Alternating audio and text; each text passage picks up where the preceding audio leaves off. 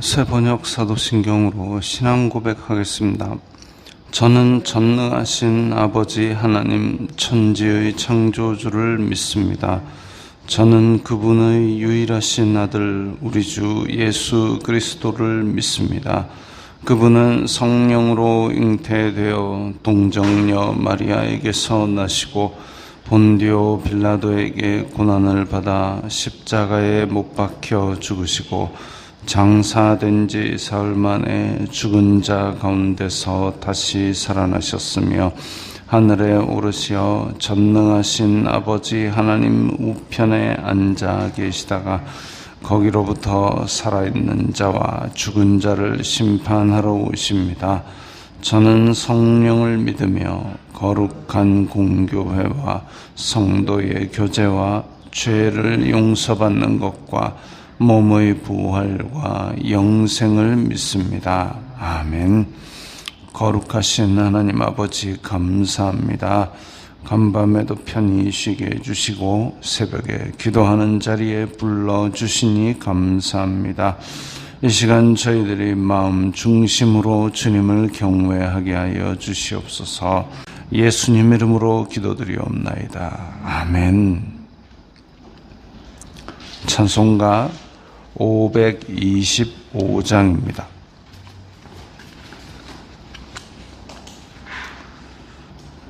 찬송가 525장입니다.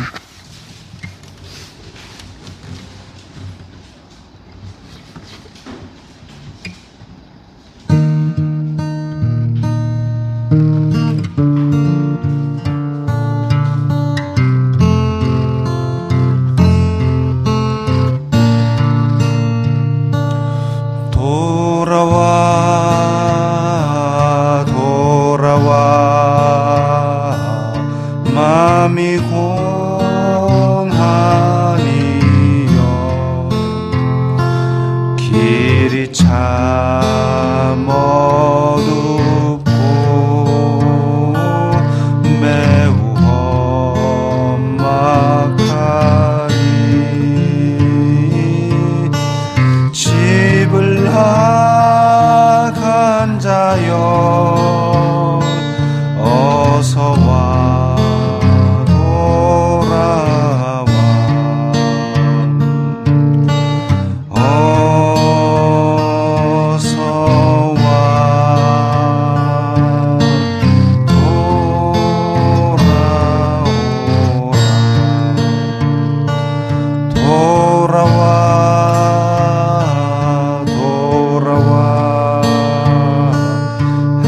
해가 질 때까지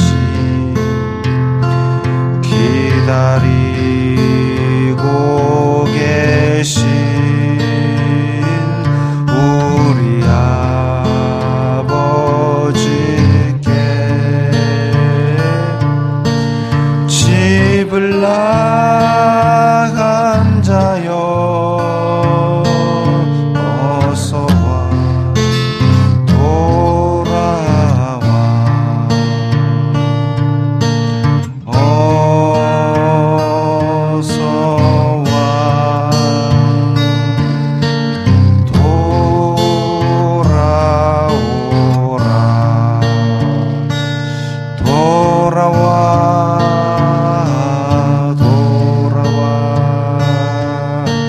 환난 있는 곳과 죄가 있는 곳과 미혹받는 데서 집을 나간 자여 어서와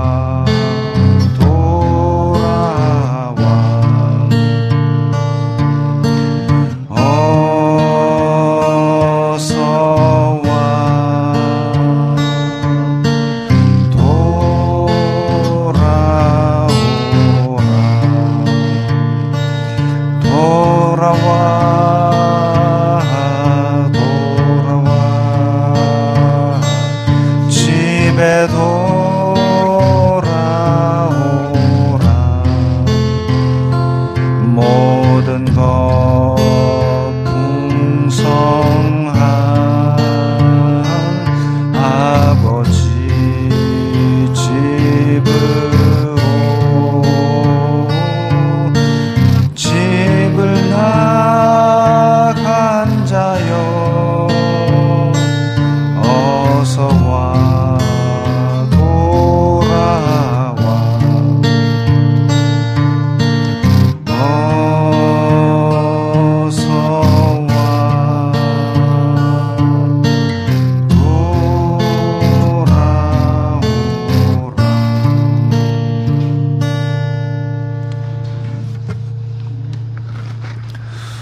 오늘 말씀은 예레미야 3장 11절부터 18절까지의 말씀입니다.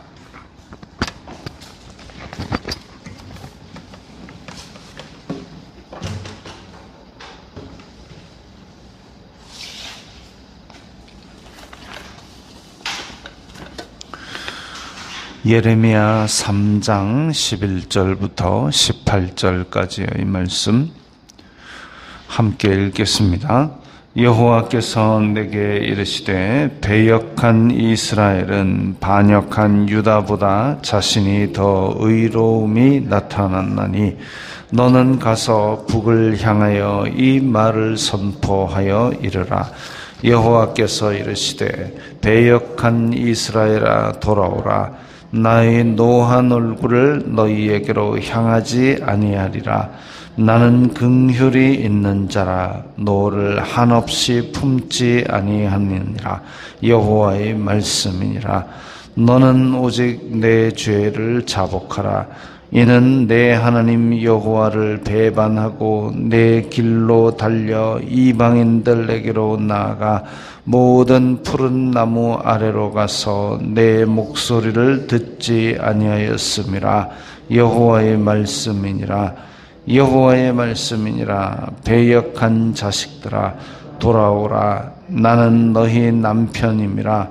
내가 너희를 성읍에서 하나와 족속 중에서 둘을 택하여 너희를 시온으로 데려오겠고 내가 또 내 마음에 합한 목자들을 너희에게 주리니 그들이 지식과 명철로 너희를 양육하리라.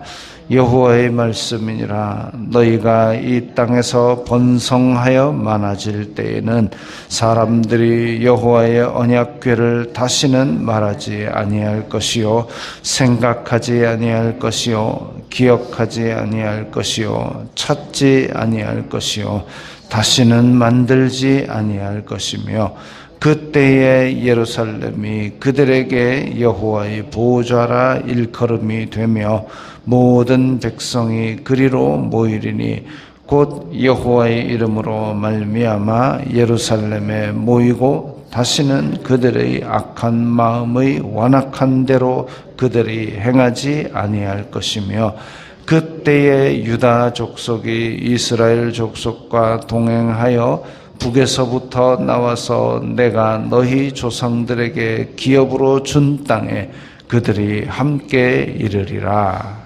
아멘. 자, 앞에서와 어조가 이제 확 바뀌었습니다. 이사야, 예레미야, 에스겔, 다니엘, 호세아 선지서들의 논조가 다 그렇습니다. 처음에 하나님께서 죄를 지적하시고 그 다음에 그 죄를 지적하셔서 벌을 내리신다고 하시고 그 다음 나오는 얘기가 그러나 나는 너희를 회복시키리라. 나는 너희를 끝까지 사랑하리라. 그 말씀을 하시는데 오늘 본문이 딱 그런 내용입니다. 여호와께서 내게 이르시되, 자, 오늘 본문에서 여호와께서 이르시되 말씀이니라 말씀이니라 이 말씀이 계속 반복됩니다. 내게 이르시되 이제 11절에 한 군데서는 내게 이르시되라는 말씀은 이제 말씀하셨다 이런 말씀이고 12절에 이르시되와 말씀이니라 13절에 말씀이니라 14절에도 말씀이니라 또 16절에도 말씀이니라 이렇게 말씀이니라 반복되는 이 이야기는 또 똑같은 단어가 쓰였습니다. 그러면서 하나님께서 주신 말씀임을 계속 강조하고 있습니다. 그러니까 앞에서 죄를 지적하고 심판을 하실 것 그것도 물론 강하고 중요한 말씀인데 진짜 하나님께서 하시고 싶은 말씀은 이제 오늘 많이 나오고 있다는 것이죠. 왜 그러느냐? 원래 하나님께서 세상을 창조하시고 보시기에 심히 좋았더라. 하나님의 속성대로 선하게 창조하셨고 그것을 기뻐하셨는데 그러고 나서 그대로 안 됐네 너희들 맞아라 이걸 기뻐하시는 분은 아닙니다. 그래서 하나님께서 방법을 찾으시고 용서하시고 회복시키셔서 다시 에덴의 그 보시기에 심히 좋았던 모습으로 만드시는 것, 그것이 하나님께서 진짜 원하시는 것이죠. 어떤 세상에 어떤 사람이 자기가 뭘 만들어 놓고 그게 내 뜻대로 안 됐다 해서 그거 다 부수는 기쁨으로 사는 사람이 어디 있겠습니까?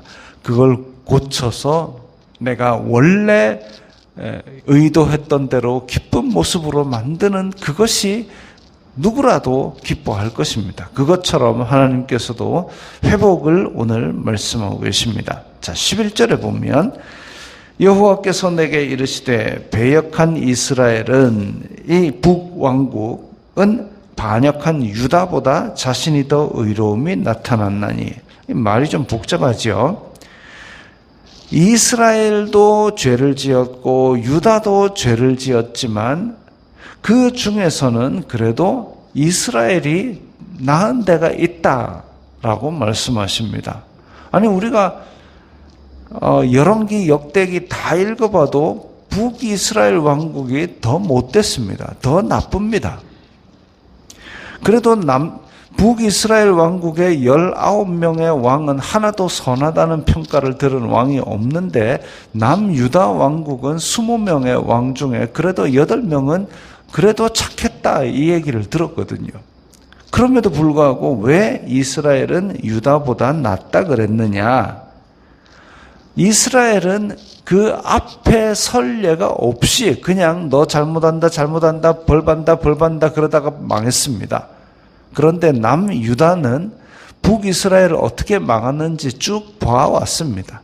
거역하면 망한다 듣다가 망하는 걸 봤는데, 그래 남유다 왕국에서 북왕국이 망하는 걸 보고도 뉘우치지 않고 돌이키지 않고 회개하지 않고 순종해가지고 그대로 그걸 보면서도 똑같은 죄를 지어서 망했거든요. 그러니까 더 잘못한 겁니다. 하나님께서 유다를 한날 아수르가 쳐들어와서 북이스라엘 멸망시키고 남유다로 쳐들어왔는데 한날에 멸망시키지 않고 그래도 유예를 시켜주신 것은, 그리고 바벨론이 쳐들어왔을 때도 3번에 걸쳐서 그렇게 공격한 것은 그래도 참아주시고 그래도 기회를 자꾸 주신 건데, 그걸 보고도 이렇게 망한 것은 이 실망이, 하나님께서 실망하신 게 컸음을 얘기합니다. 남유다 왕국의 거는 기대가 크셨던 거죠. 심판은 성소에서부터 이루어집니다. 다시 말하면 하나님께서 많이 맡긴 자부터 하나님께서 심판하신다는 얘기죠.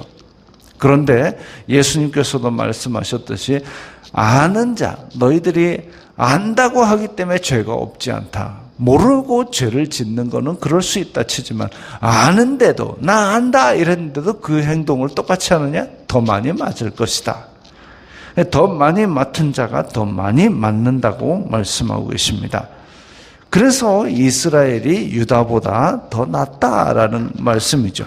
결코 그 행동이 더 나아서가 아니라 모르고 했지만 유다는 알고도 그랬다는 것이 더 악하다 이겁니다. 12절에 그래서 북을 향하여 이 말을 선포하여 이르라. 북이스라엘 왕국을 향해서 뭐라고 말씀하시느냐? 이스라엘아 돌아오라고 말씀하고 계십니다. 돌아오라. 그리고 13절에서는 내 죄를 자복하라. 너 잘못했다고 얘기해라.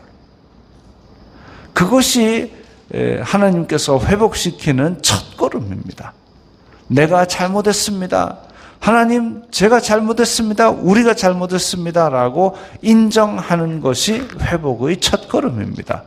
근데 나는 잘못 없는데, 아까 이 앞쪽에 3장 앞쪽에 나온 대로 남유다 왕국, 나는 잘못이 없는데요. 나는 하나님 잘 섬겨왔는데 왜 그러세요? 그러면 더 두드려 맞습니다. 그런데 하나님께서 돌아오라, 자복하라. 돌아오라, 자복하라. 이것이 바로 하나님께서 주시는 은혜이고 회복의 첫걸음입니다. 내 죄를 자복하라. 북이스라엘 왕국 그렇게 아수르에게 멸망당하는데도 불구하고 자복하라. 돌아오라. 여호와의 말씀이니라. 그리고 14절에 나는 너희 남편이니라. 배역한 자식들아, 하나님께서 너희들을 신부 삼고 하나님께서 너희들을 자녀 삼고, 하나님께서 이스라엘 자손을 택하실 때 너희들이 더 많아서가 아니다, 더 강대해서가 아니다, 오직 내가 일방적으로 너희들을 택하였어. 그래서 너희들을 택하여서 너희들을 제사장 나라 삼고 내 나라, 내 소유 삼고, 그리고 너희들을 자녀 삼아서 너희들을 독수리가 그 새끼를 감싸서 데리고 나름같이 그렇게 내가 너희를 인도하였다. 그렇게 말씀하셨습니다. 그것과 똑같이 지금 배역한 자식인데 부모에게 그렇게 반항하면서 나가버렸지만 돌아와라. 왜? 나는 너희 남편임이라. 남편은 아내와 부부로 언약한 가족입니다. 남이었지만 언약하여서 가족이 되었습니다. 마찬가지로 죄로 인하여 완전히 떠나간 백성이지만 하나님께서 언약함으로 말미암아 그들을 자녀 삼아 주셨습니다. 그래서 그렇게 배역한 자식들아, 나는 너희 남편이다 라고 사람의 관계를 비유하면서 돌아옴을 촉구하고 계십니다. 너희 성읍에서 하나, 족속 중에서 둘을 택하여 시온으로 데려오겠고, 하나님께서 회복시키실 것이지만 그 수는 사실 아주 적은 수입니다. 남은 자들을 데려올 것입니다. 그렇게 데려오신다는 얘기는 그 위치가 아수르든 바벨론이든 어떻게 멸망해서 어디로 뿔뿔이 흩었든 어쨌든 하나님께서 회복시키신 은혜는 그들을 어디 있든지 찾아서 데리고 오신다는 얘기죠. 그들에게 내가 내 마음에 합한 목자들을 너희에게 주리니 지식과 명철로 너희를 양육하리라. 자, 하나님께서 내가 너희를 다스리리라 했는데, 아니요, 우리는 그거 원치 않습니다. 이방 백성들처럼 왕을 세워주세요. 왕을 세워주세요. 그래서 왕을 세워주셨습니다. 왕은 통치자죠. 다스리는 자. 그리고 백성들을 데리고 전쟁에 나가는 자. 그래서 하나님께서 사무엘을 통하여 그런 걸 경고하셨습니다. 너희 머리 위에 왕이 서잖아. 그러면 그 왕이 너희들의 자녀를 데려다가 궁전에서 일하게 할 거야. 너희들의 딸들을 데려다가 궁전에서 밥하게 할 거야. 너희들의 아들을 데려다가 전쟁에 내보낼 거야. 그래도 너희들 왕을 세우기 원하면 왕을 세워줄 거야. 그게 왕입니다. 그런데 오늘 본문에서는 이제 데려온 새로운 공동체, 미래의 회복된 공동체에 대해서는 마음에 합한 목자들을 데려와서 너희들을 양육하리라 그랬습니다. 왕처럼 다스리는 자가 아니라 하나님께서는 양육자를 보내신다는 얘기죠. 사람의 요구로 세워진 왕이 다스렸던 때와는 달리 하나님께서 회복시킬 공동체에서는 양육자, 예수 그리스도는 나는 선한 목자라 그랬습니다. 선한 목자는 양들을 위하여 목숨을 버린다 그랬습니다. 그렇게 예수 그리스도께서 오셔서 새로운 공동체, 회복된 공동체를 하나님의 마음에 합한 그 아버지의 마음으로 인도하시는 그 모습이 그려져 있습니다. 16절에 여호와의 말씀이니라. 이 땅에서 번성하여 많아질 때는 언약궤가 없어도 된다. 언약궤는 구약 성경을 통틀어서 하나님의 임재의 상징이고, 언약궤 뚜껑이 시은좌, 은혜를 베푸는 자리입니다. 그래서 죄 용서받는 데는, 그래서 죄인인 사람이 하나님께로 나아가는 데는 그 시은좌, 은혜를 베푸는 자리인 언약궤가 꼭 필요했습니다. 그럼에도 불구하고 이제는 언약궤 사람들이 말하지도 않고 생각지도 않고 기억지도 않고 찾지도 않고 만들지도 않을 것이다. 언약궤는 사실상 매개물이죠. 하나님께로 사람이 나오는데 바로 나오지 못하니까 언약궤라는 물건에 사람이 직접 오는 게 아니라 그것도 대제사장이 1년에 한 번 와가지고 죄를 용서받고 하나님을 만나게 되어 있습니다. 언약궤가 있어야 되고 제사장이 있어야 되고 그걸 가리는 휘장도 있어야 되고, 그런데 그걸 다시는 말하지도 않고 만들지도 않는다. 왜? 언약궤라는 매개물이 필요 없고 대제사장이라는 그 중간 단계가 필요 없이 각 사람의 마음에 하나님의 영을 불어넣어서 직접 하나님께 다가와서 간구하고 만나게 될 날이 올 것이라는 것이죠. 그 이전에는 죄인의 모습이 그대로 있었기 때문에 그렇게 되지 못하고 중보자가 필요했고 중간 단계가 매개물이 필요했지만, 이제 하나님께서 회복하실 그때에는 휘장이 찢어지고 영원한 대제사장이 본인의 피로 모든 걸 해결했기 때문에 매개물이 필요 없이 너도 나도 다 하나님 아버지라고 직접 다가갈 수 있게 된 겁니다. 영과 진리로 예배하는 자가 이제 하나님께서 찾으시는 그런 예배자가 된 것이죠. 중간 단계가 필요 없고 오직 예수 그리스도로 말미암아 우리는 하나님께 아빠, 아버지라고 부를 수 있게 되었습니다. 그래서 우리 기도할 때 맨 처음 시작에 하나님 아버지, 아버지라고 꼭 부르십시오. 주기도문에서도 하늘에 계신 우리 아버지 부르지 않습니까? 하나님께 우리가 하나님 아버지라고 기도할 수 있는 것이 어마어마한 특권입니다. 지금도 교회에 나와가지고 목사님 이런 거를 하나님께 알려주세요 하고 집에 가는 목사가 중개자가 아닙니다. 목사는 말씀 전하는 직분을 맡은 사람에 지나지 않고 오직 우리는 하나님께 하나님 아버지 직접 다 나가서 엎드려고 우리가 할 말을 다 직접 할 수 있습니다. 그렇게 예수 그리스도로 말미암아 그런 은혜가 허락되었고, 또 17절 뒤에 보면 악한 마음의 완악한 대로 그들이 행하지 아니할 것이며 이랬습니다. 악한 마음의 완악한 대로, 에덴에서 타락하여서 본성 자체가 완전히 썩었기 때문에 전적으로 타락해버렸고 마음에 하나님을 찾는 것도 없고 선한 것도 하나도 없었는데, 이제 성령님께서 우리 마음에 오셔서 악한 마음의 완악한 대로 행하는 것이 아니라 에덴에서 창조된 하나님 보시기에 심히 좋았던 그 본성을 회복하는 겁니다. 그래서 성령님께서 우리 가운데 오시면 우리가 힘들어도 어려워도 손해를 봐도 하나님의 거룩한 뜻을 따라 행하고 싶은 마음이 드는 것이죠. 선을 행하고 싶은 마음, 하나님께서 어떻게 하면 기뻐하실까 그것 생각하는 마음이 생기는 겁니다. 그래서 하나님께서 그런 회복을 지금 이스라엘 백성들, 남유다 백성들을 향하여 그렇게 선포하고 계신 것이죠. 마지막 18절에 유다 족속이 이스라엘 족속과 동행하여, 지금은 왕국이 갈라져 가지고 각각 망해버렸지만, 그 남유다는 아직 이제 안 망했지만 나중에는 유다 족속과 이스라엘 족속이 하나의 공동체로 회복될 것도 언약하고 계십니다.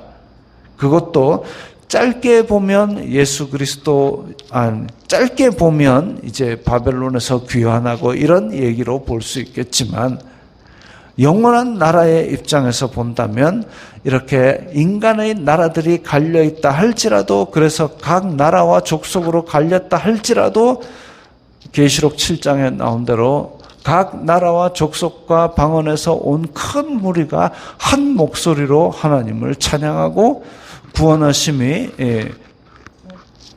어린 양과 그 보좌의 어린 양께 있도다라는 그 찬양을 하면서 온전히 하나 된 하나님 나라, 새로운 공동체, 하나님께서 회복하신 그 공동체를 꿈꾸게 만드는 것이죠.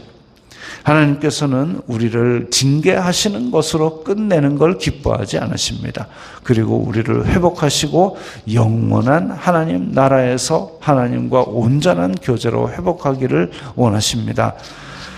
그 하늘나라의 소망을 두고 오늘 이 땅에서도 온전히 성령님의 인도를 따라서 우리의 완악한 본성이 아닌 이제 하나님께서 회복시킨 본성으로 살아가시기 바랍니다. 기도하겠습니다. 거룩하신 아버지 하나님 감사합니다. 저희들에게 주님께서 말씀을 주시고 또 영원한 하나님 나라의 소망을 가지게 하시니 감사합니다. 이런 소망 가운데서 오늘 하루도 기쁨으로 행할 수 있도록 도와주시옵소서. 예수님 이름으로 기도드리옵나이다. 아멘.